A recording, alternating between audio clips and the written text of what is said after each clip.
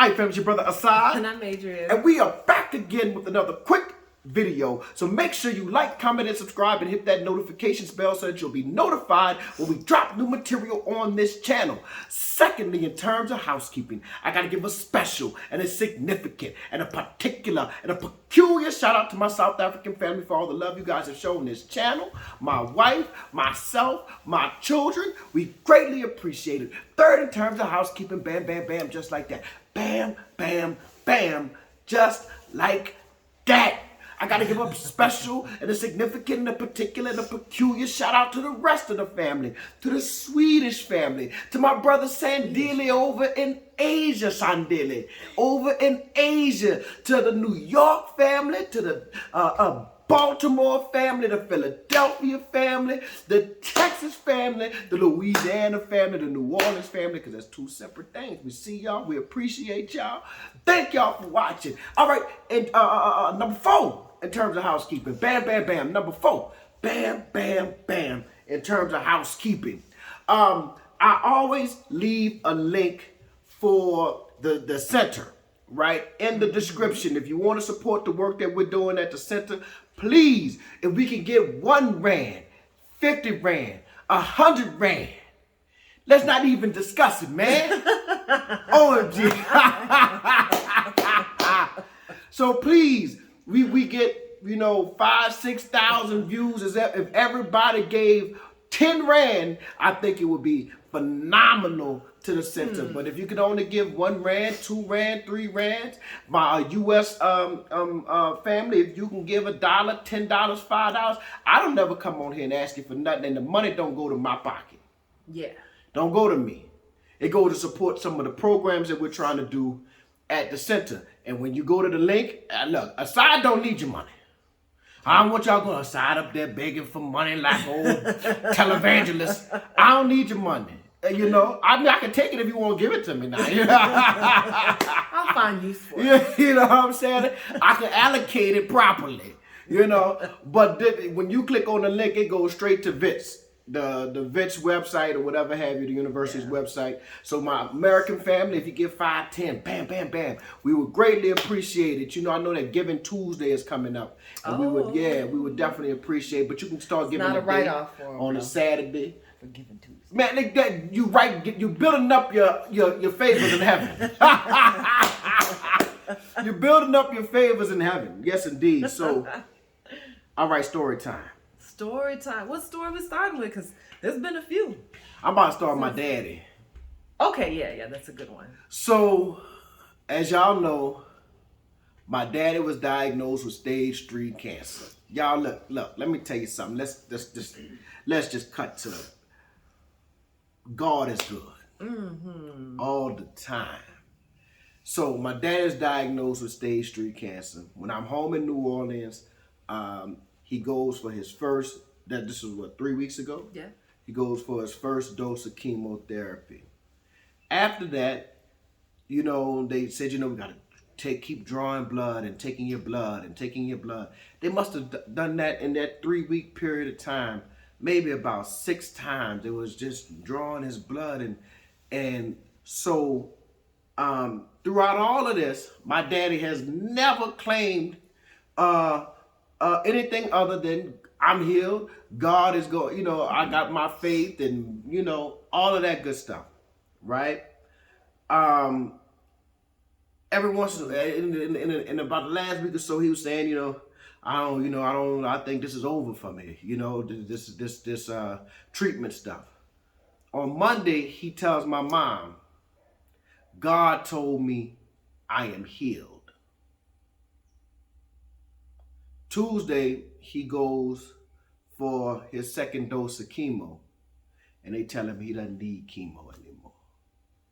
They said, we've been checking your blood, we've been looking, trying to find. They said, they call him by his name, Mr. King, which is my government name.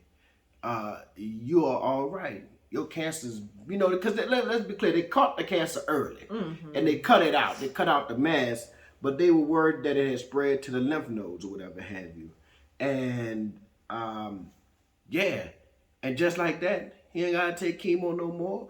like his next date to go back in February is a check. So what they're going to do out of just because once you get a cancer diagnosis, they gonna keep checking to make sure it doesn't come back. So if it does come back, they want to catch it early, right? So he goes back in February, but the chemo, no more, right? No radiation, none of that. He never got sick. He never lost his hair. He had lost weight, but he lost the weight from so the blockage wouldn't allow him to pass his bowel movements, right? So on a liquid diet or something? So they put him on a liquid diet. Okay. And when he went on the liquid diet, he just lost a lot of weight. Well, my mama said he gained about 15 pounds. Yeah. So all I'm saying is this, y'all listen. Some people are skeptical of faith, and that's fine. If you don't believe, I can't make you believe. There's no compulsion in faith. You know, there's no compulsion in the deen or whatever religion you may believe in. But listen, you could never convince me. You know what I'm saying? You could convince me that the sun is made out of ice before you can convince me that God ain't real. Because I've seen him work in my life, and this is just another example, right, of him moving in the life of believers and people of faith. So, man, I just say, man, thank you. You know, like the old people say, the doctor said one thing, but I got a doctor who's never lost a patient. That's how the preachers get to talking. I got a doctor, never lost a patient. But yeah, so that's our praise report, you know. So it's good, great news, phenomenal news, you know. And I'm just so and I just admire my father even more, just watching how he handled this situation like a straight up gangster. Not even like a gangster. He handled it like a man of faith. He handled it like somebody who was sure about his faith. You know what I'm saying? So shout out to that. What else? What other stories we got? The car story? Yeah. Well, we got our car. We got a car. Yeah. I don't know. It took him a week. It took him a week. No, it took him a week. Listen, look. Here's my thing about this whole situation.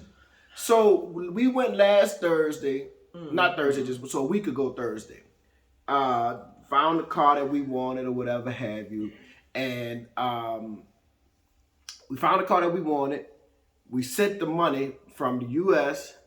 wire transfer. The money arrived, I think, on Monday or Tuesday. They told us the money would be there on Monday.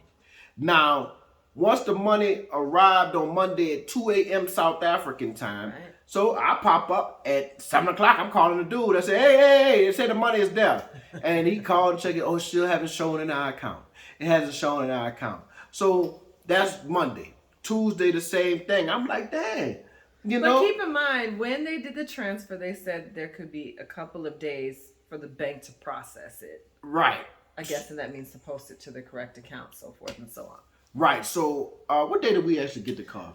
Thursday. Yeah. So Tuesday, I drive up there because I'm like, there's no said it's going to be in the account. Even though it said it could be up to Wednesday, it never takes that long. We transfer the money all the time. It never takes, when the approximate date is the date that it usually comes, right? So I drive up there Tuesday, and I talked to one of the ladies who's in the finance, and she was like, oh, no, that's not what we did. I called the bank. Yeah, we called the local bank. I called F&B and said, listen, I transferred some money, and the money, I need to know, did it make it to these people's accounts? So she looked up the account, and she said, oh, the money is here. The account holder just needs to go into online banking and settle it so that the money can arrive in their account. Oh, well, okay, the money there. That you going into your bank account, settling it, ain't got nothing to do with me. I've sent my money. You can verify with the bank that it is there. You just need to do a process. So that's why I go and tell the lady, oh no, well, we have to wait till them. I have to sign some papers and I have to send it back and blah, blah, blah, blah. And I said, you know, yeah, I may seem pushy, but what other way, if this was in reverse, would it work the same way? If I said, no, just give me the car and your money on the way. You ain't gonna let me drive off the thing with the car? Once I done sent my money, that's my product. This belong to me. So I don't like all that I don't like the process. You don't like to wait. I don't like to wait, especially after my money gone. My money gone, and I done sent these people my money.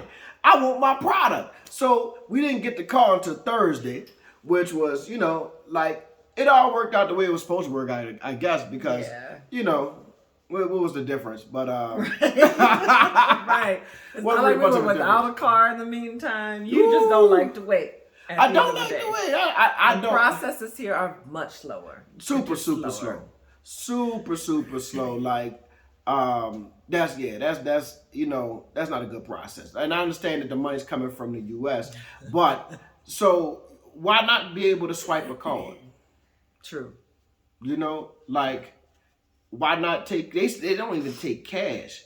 Cash is king. Yeah. Cash is right there. You ain't even got to worry about it hitting your account because it's right there. You ain't got to worry about some zeros and ones and digital. Cash is king. They don't even take cash. I'm like, what kind of car dealership don't take cash? Or you can't. What a barrier too. Right. That's quite a barrier. Right, because if you want to buy a car, it means you have to have a bank account. You have to go and open an account with all those fees. Right. Every BB hit you with all kind of fees, yeah. Right. So you got to open a bank account. You know what I'm saying? Like, I guess you can buy a car from one of them, like, kind of shade tree dealers or whatever have you. You could. But if you want to go to a reputable dealership, but shout out. Okay, I said all that. Shout out to Seppo. Seppo. The brother really helped. It wasn't his fault. No, it wasn't his fault. Processes that No. And then when I say they worked with us over there, shout out to them. They did. They hooked us up. You know what I'm saying? I know everybody want to know what kind of car I got. What should we tell them? If you want to. We got a Haval, a Haval, Haval, or something like that. I've been seeing the people driving the cars. I'm like, oh, I like them. What are those? Yeah, keep confusing me. I be like, is that a Volvo? Is that an Audi? What is that? Is that a Benz? Yeah. So I did my research on it. I know there's a whole listen, you did research. I mean, for days and weeks. I was like, oh my God. Well, not weeks, but for days. I was reading everything I could about them, good, bad, and the ugly, or whatever have you. It is the fifth highest selling vehicle in South Africa. And when you buy a new car, then all of a sudden you see you ain't never, I've seen them, so I saw the Havals or whatever, or Havals, however you say it. But now it's like you see them everywhere. I mean, I saw somebody with a big old L, learner. That's always them kind of car. But I mean, it's phenomenal because it's a cheap car with all the bells and whistles. You know what I'm saying? Like, for what we paid for it and the stuff that you have in it, it's just like, yeah, this is a phenomenal price or whatever. Still under warranty. Yeah. So good deal. Still under warranty, and we bought an extended warranty. And so we were happy with the vehicle. It's a H6. You know what I'm saying? So if you see me riding, holler at your guala, you know what I'm saying? Oh, we don't say guala no more. I'm forgetting. Yeah. So you see me swinging. Adrian said she don't like driving it though. Well, it's because of you. Oh, okay. I don't like driving it. So when he gets a new car, he gets obsessive, and no one can have anything in the car, and he's just overly critical of driving and everything. So I don't want any parts of that until he gets past this new car obsession. You already know how I go. You get a new car, you want to keep it clean. You're gonna get beyond this phase, and that's when I'm gonna start. But see anything about it. I don't feel like if there's any nick that he discovers after I've touched the wheel, then it's gonna be like, you did this. You gotta be more careful. No, okay, so we gotta park as far away from the venue as possible. It'd be like 50 miles away. Because people open the door. So the thing about it is, like, she allowed children to come in the car with food and drinks, and if you would have seen the condition of the Honda, then you would understand like why. Like, so back in the States, we didn't have to share a car. No, we had our own car. My car always. I'm about to give me one here too. Oh, handling your business. Get my own little car. But my truck stayed clean, and her Audi would stay clean because I would have to clean it. But when I'm going to clean the car, I'm like, well, why we got, Starbucks cups and wrappers and all this type of stuff in the back seat? That's not in my truck because I don't allow them in my truck with that. And that's what I'm saying. So now that we have to share one car, the rules of my car gotta apply. Yeah. I didn't park my truck next to nobody because I know haters jump out.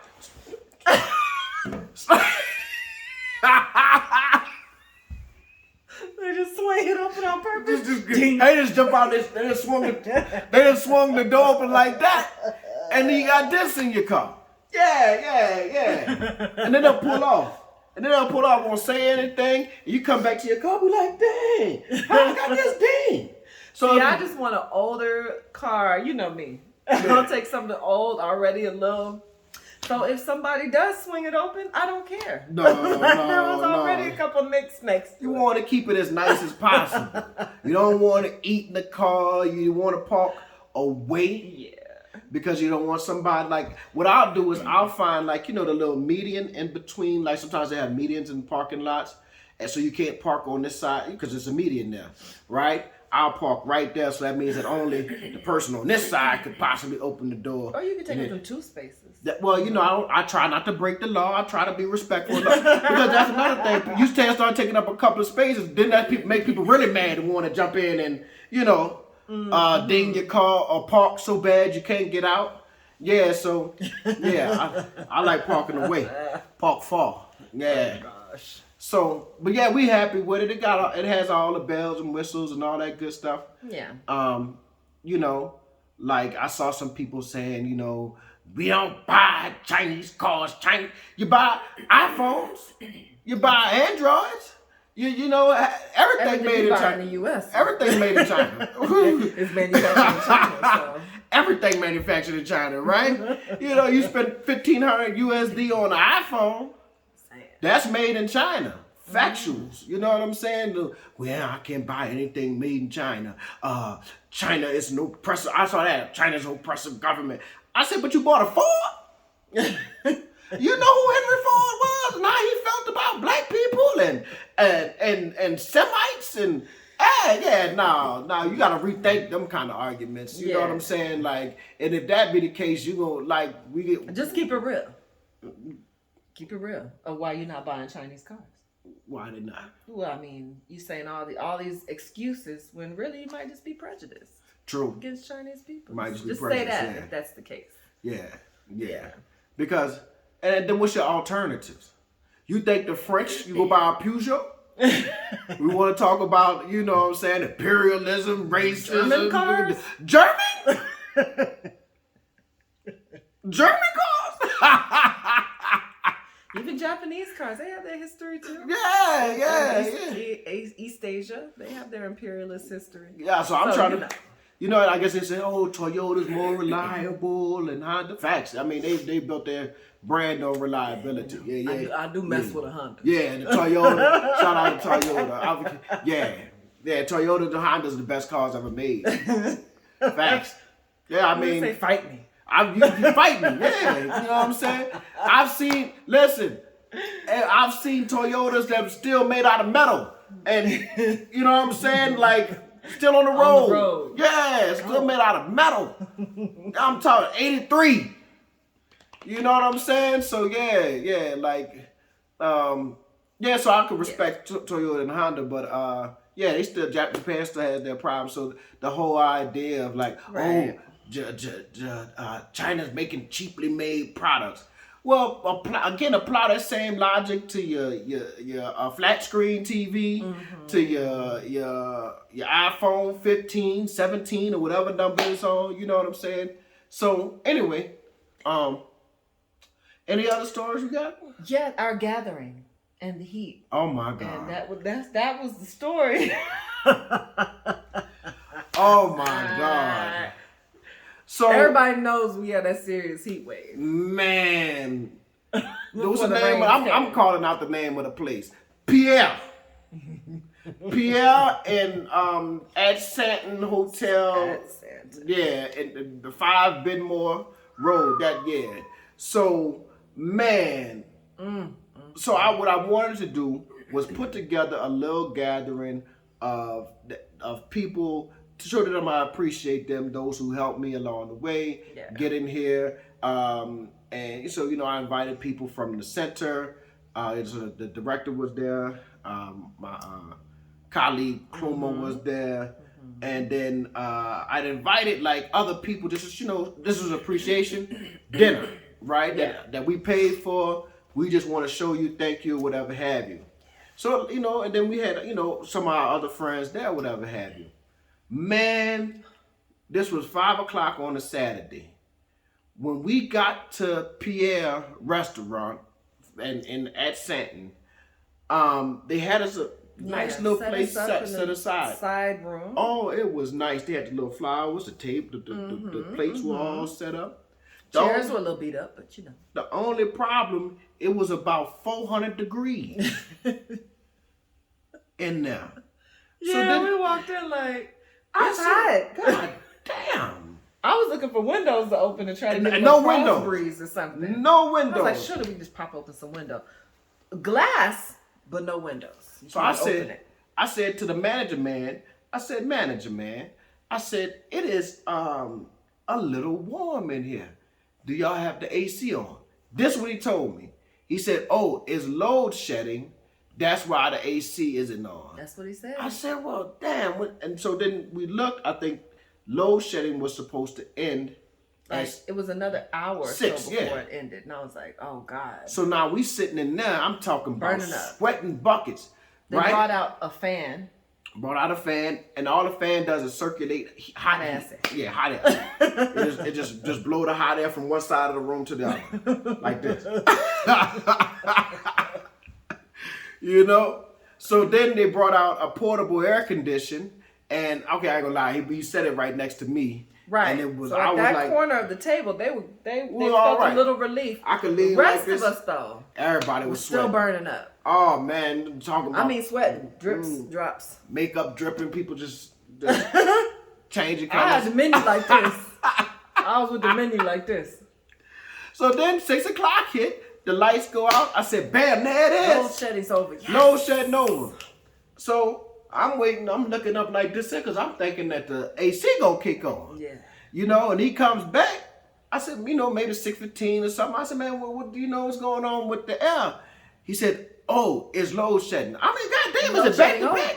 Right. I'm looking at the app and it's over. Here's where y'all are and here's what the thing say. So you done set me in this sauna and got my people that I'm trying to show up. They suffering in there. You know what I'm saying? They were suffering. People sweating. The only reason why they stayed was because they were trying to be polite. Yeah. You know what I'm saying? I know they were like, oh, God. Oh, man. It was by the time the sun set, because it was still hot in that little area. By the time the sun set, you stepped outside, it felt like a whole different, like you went to a whole different part of the world. Right. So, yeah, that was a horrible experience. It was horrible. A horrible experience. So they lied to our face talking about some kind of, it's going to come on. No shit. Right. You know good and damn well this place it was broke. Say it was broke. I would have respected if he said, listen, the AC is broke. Can you give us 30 minutes and I'm going to move you outside where it's cooler, right? Instead of lying to our face. I know we have tables occupied right now, but as soon as these people move, just give me 30 minutes, I'll move you out.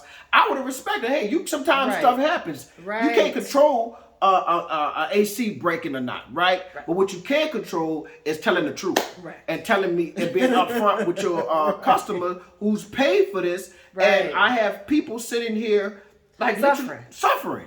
And then that wasn't even ending. We had a preset menu. We ordering starters. Oh no, the spring rolls haven't been delivered. Bruh. But this a preset menu. And then why I put it on now? Weeks ago. Right. Why would you have I planned it before I left to go to New Orleans. You would think you would have ordered the spring rolls in anticipation of this event. Right. And then they said that the cheesecake came with ice cream. They didn't come with no ice cream. It was something totally different. What they dropped off was not what was on the preset menu. I was like, what is this?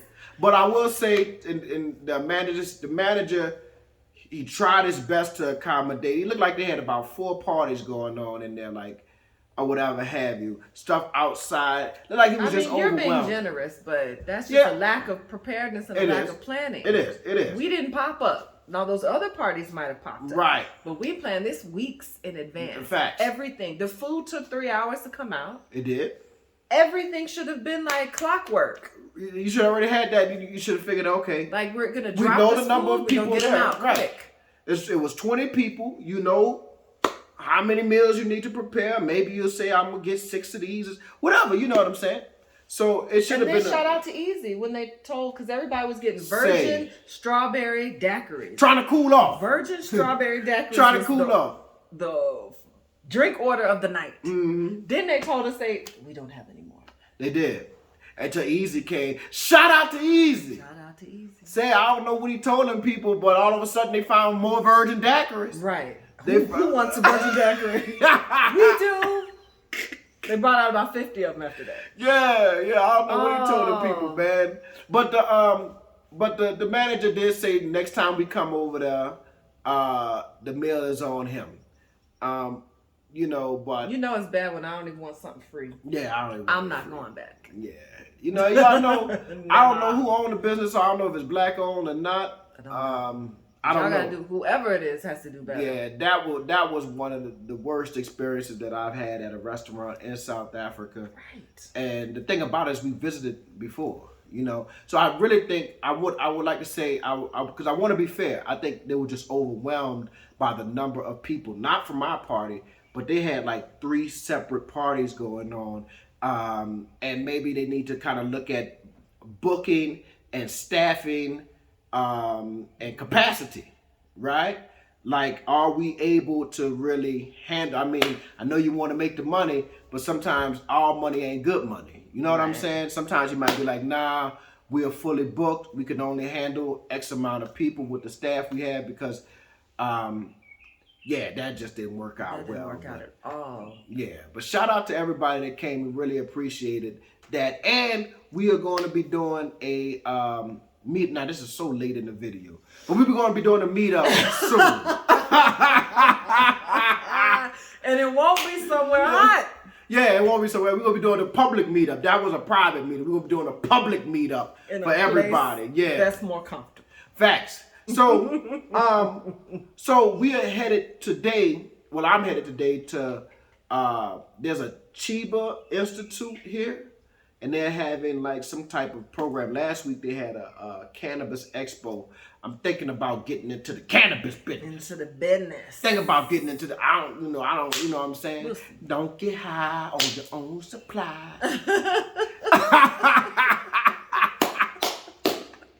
So I'm going to see about the business or whatever have you. No, here's why. And this is true. I watched in the United States, growing up, I know people who caught marijuana charges, who were charged with possession of marijuana, and some of them went to jail, and some of them just had a criminal record for the rest of their lives, right? And essentially, they were locked out. So then in the 2000s, the early 2000s, all of these states across the country started legalizing marijuana. I think it's 26 states have it legalized. And guess who made all the money? Wasn't us. No. Right? We have been locked out. Right? The brothers who had been selling weed for 30 years couldn't get a license to sell marijuana in California. Couldn't get it to sell it in Colorado and all these places that legalized it. And I'm watching the news where it's our white brothers and sisters who have, because they couldn't put the money in banks, because any bank that was backed by FDIC, which is the Federal Deposit Insurance, I don't know, whatever, just trust me. Just trust me. Google it. It's something with the federal government, right? So they couldn't put the money in the bank. So they literally had like $2 million in their house of cash money being made. I'm talking about not like over a year, in the first 3 weeks of business operation or first 3 months of business operation or whatever have you.